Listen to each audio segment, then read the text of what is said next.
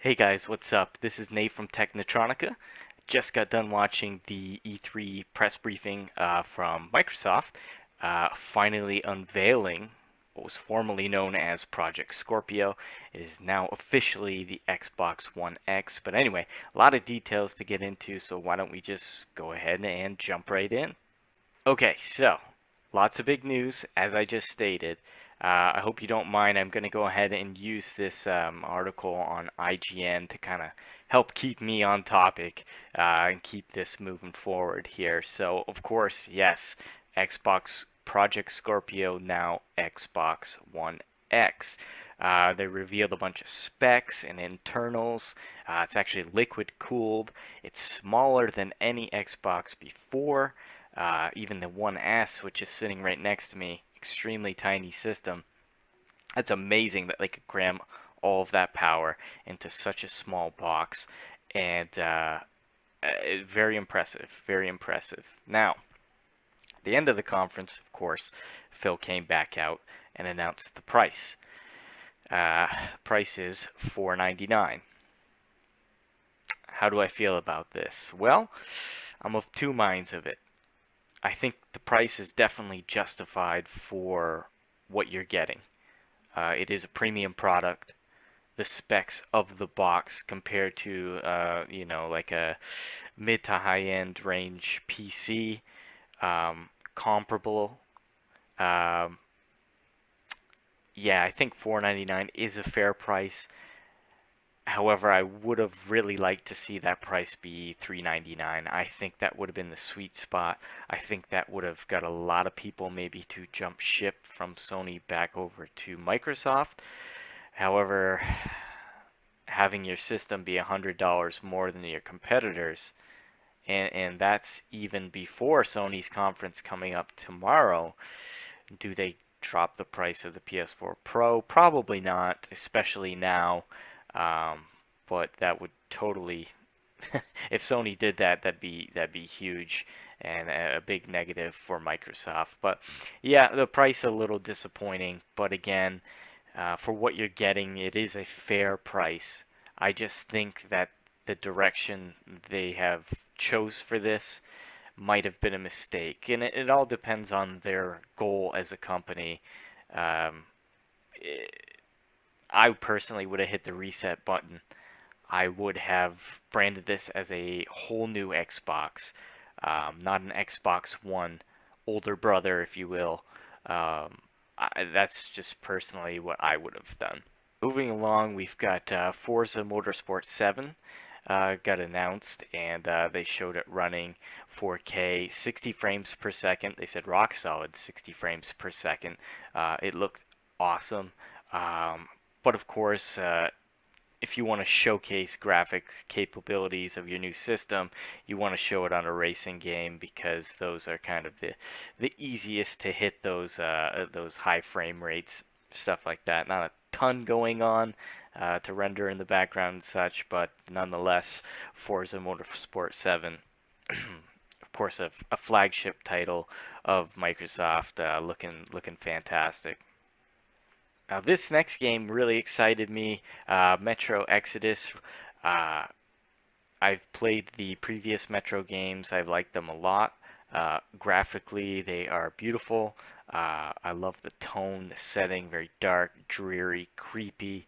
And the video they showed of this game running on Scorpio was phenomenal. Really, really looking forward to this game coming out. Microsoft had a lot of good grabs as far as third-party titles, console exclusive titles for a little bit, however long that deal lasts, uh, and of course their straight-up first-party um, exclusive games. Assassin's Creed Origins. Assassin's Creed Origins is a game that I've been looking forward to learning a lot more about. Now, we recently read an article about Microsoft nabbing um, a huge third-party game from a publisher and getting it on their stage. And I'm not actually sure which one that article was referring to because there was a ton. We've got Assassin's Creed. We've got BioWare's new game. We've We've got this Metro game. So there's a ton out there. So yeah, Assassin's Creed set in Egypt. Microsoft fortunate enough to get them on their stage. Uh, yeah, this new Assassin's Creed looks amazing. It looks great. I hope the time off really gave them the chance to revamp a lot of things. And the setting of Egypt is just very interesting to me. Alright, our next one here is PlayerUnknown's Battlegrounds coming to Xbox One. Um, that's huge news. I don't know if a lot of you also follow PC gaming. I would think so if you're watching this on this channel, so we talk a lot of PC news. But PUBG, as they like to call it on PC, is a huge, huge title. One of the top stream games on Twitch. And this coming to Xbox One is very huge news. Can get a whole new market of players into this game. Right now it's only in early access, but even so, it is still, I don't think I'm crazy here. I believe it sold like 3 million copies on PC already. So this game's on fire, and for Microsoft to nab it for console exclusive is amazing. Alright, next up, they showed off State of Decay 2. I personally don't have much stock in this game franchise. I never played the first one, but I think what they showed off looked very impressive. I definitely would be willing to give the second one a shot. Looks pretty neat. Join up with your buddies, kill some zombies, survive. I don't know, seems cool. But yeah, I think a lot of people are going to be excited for that one. Alright, so Microsoft decided to go ahead and give Minecraft a 4K update. Not really sure what this is all about. I think Minecraft was intentionally meant to look bad, and you're making a bad looking game, try to make it look good.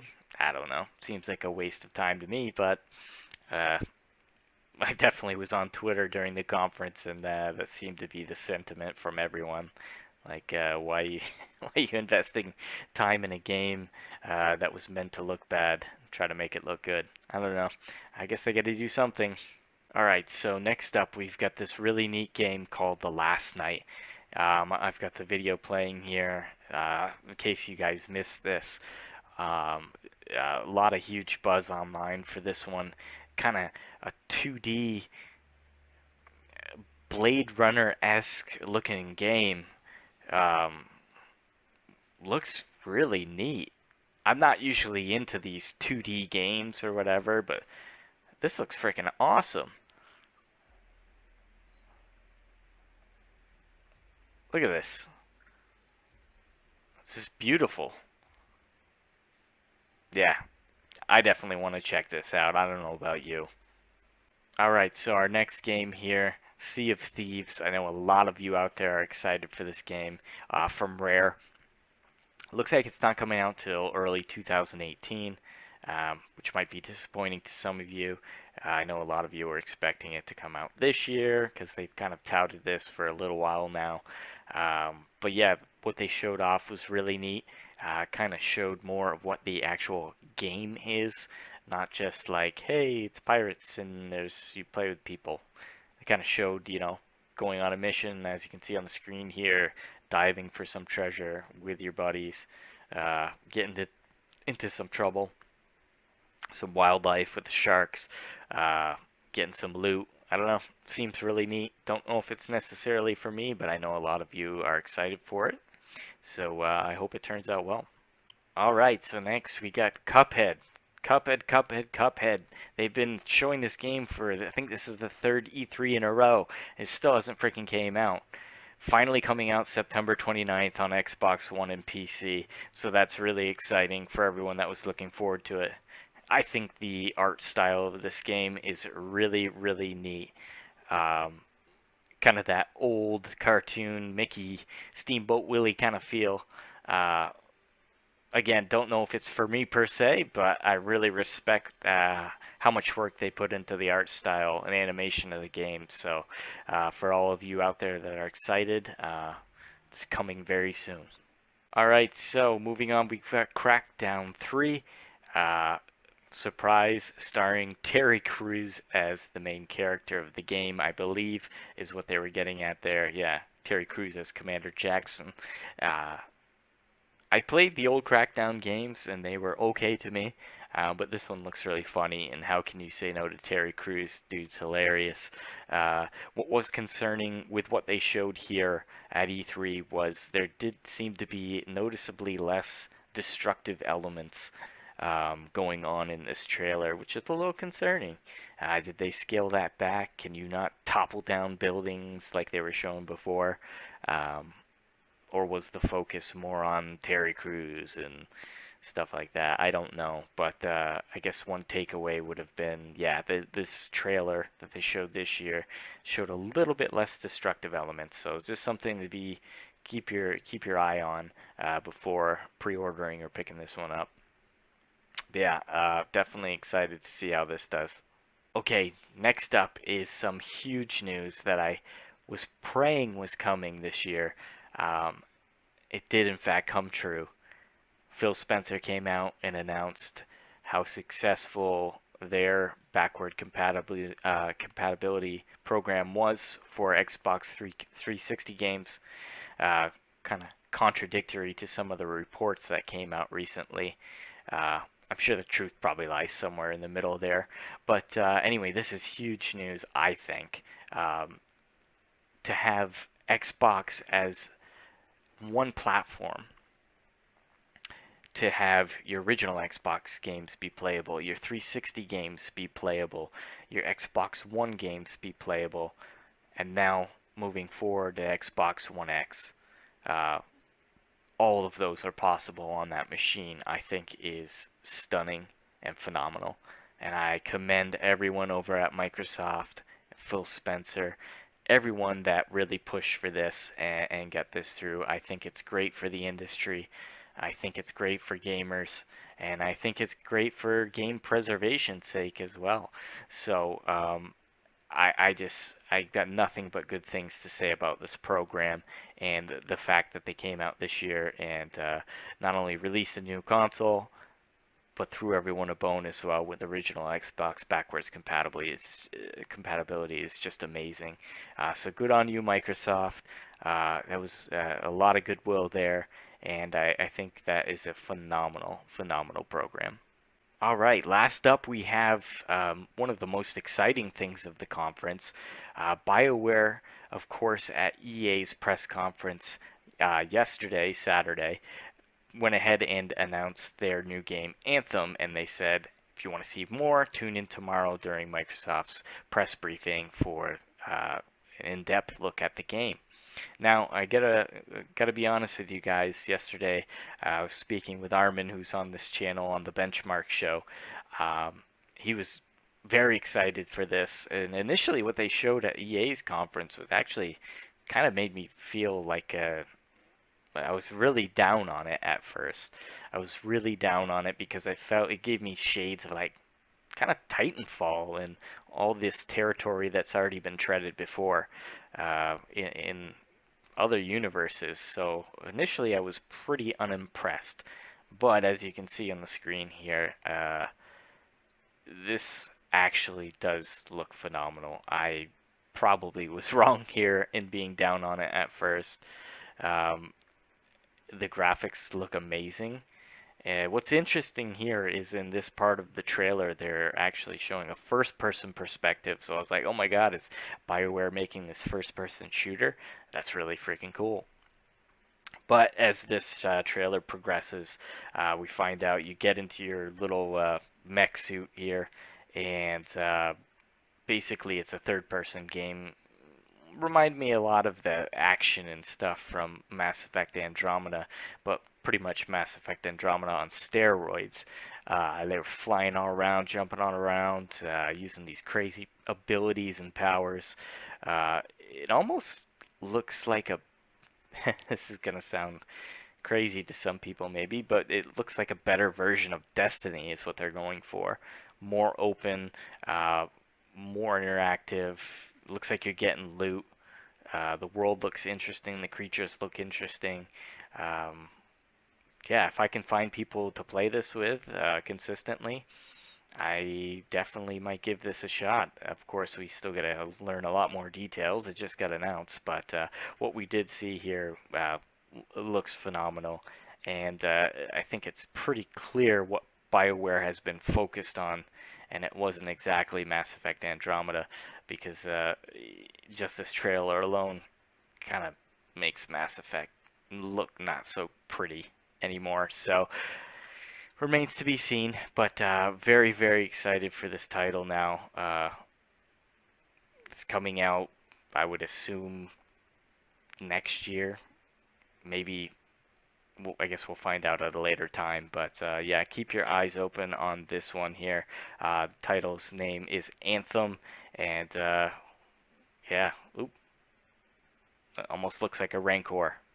What an amazing day to be a Microsoft fan, or fan of video games in general. I think they did a really great job today. We had a wide array of indie titles, third-party titles, first-party titles, games that are going to be cross-play with their Windows Play Anywhere initiative, console-exclusive titles, at least for a limited time, however long their deal lasts. But yeah, they just did a great job. Downside, that Xbox One X price of $499, I do think that is too high, and I really am concerned with how well this thing's going to sell because of that. I'm definitely interested in it.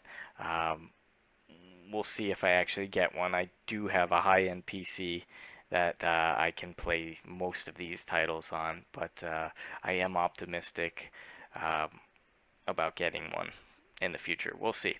Yeah, Xbox One X, amazing specifications under the hood, liquid cooled. That's how they got it into that tiny little box, the smallest Xbox ever. It does have the HDMI input. A little weird that they kept that, but must not cost them much to do that, so they probably went ahead to keep that on there. And also UHD Blu-ray, huge thing that the PS4 Pro is missing. So yeah, there's going to be a price disparity between the PS4 Pro and this Xbox One Scorpio, but go ahead and price yourself out a 4K UHD Blu-ray player. So there you go. There's your $100 difference, and it's more powerful, so can't complain there. Yeah, very exciting stuff coming tomorrow from Sony as well. See what they rebuttal with. Very exciting time at E3. So yeah, if you like this video, go ahead, like, subscribe. Feel free to comment what you like, what you don't like.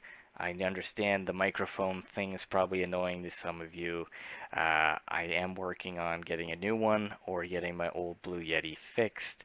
Until then, we're stuck with the Astro. But I hope you guys enjoyed the video, and we will see you next time for the Sony video.